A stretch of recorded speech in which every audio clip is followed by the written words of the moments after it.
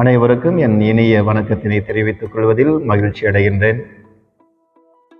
காலம் நிறைவேறிய போது கடவுளின் மகன் ஒரு மாட்டுக் குடிலில் ஏழையாக பிறந்தார்.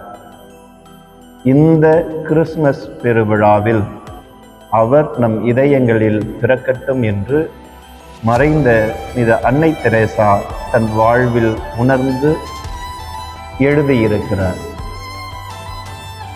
இதைதான் தாமஸ் மலை குறவஞ்சி என்கின்ற நூலில் இவ்வாறாக குறிப்பிடுகிறது. மாடி வீடுகளில் அவன் மலரடி வைப்பதில்லை, தேடி துருவி பாரடி, ஏழைகள் தெருவினில் திரிவானடி, தேவன் திருமகன் அவன் தானடி என்று இவ்வாறாக அந்த நூலில் எழுதப்பட்டிருக்கிறது.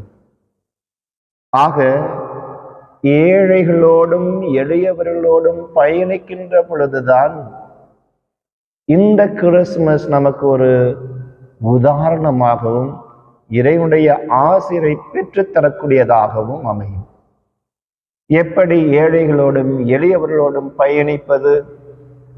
அவர்களுக்கு நல் வார்த்தையை கூறுவது, அவர்களுக்கு பக்கபலமாக இருப்பது, அவர்களோடு உடனிருப்பது, அவர்களோடு இணைந்து ஒரு வேளை உணவு உண்பது, அவர்களுடைய தேவைகளை அறிந்து அவர்களுக்கு உதவி செய்வது என்று அடுக்கிக் கொண்டே போகலாம்.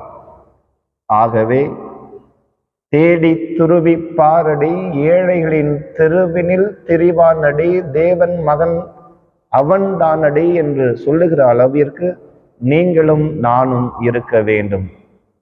ஏழைகளையும் எளியவர்களையும் அரவணைப்போம்.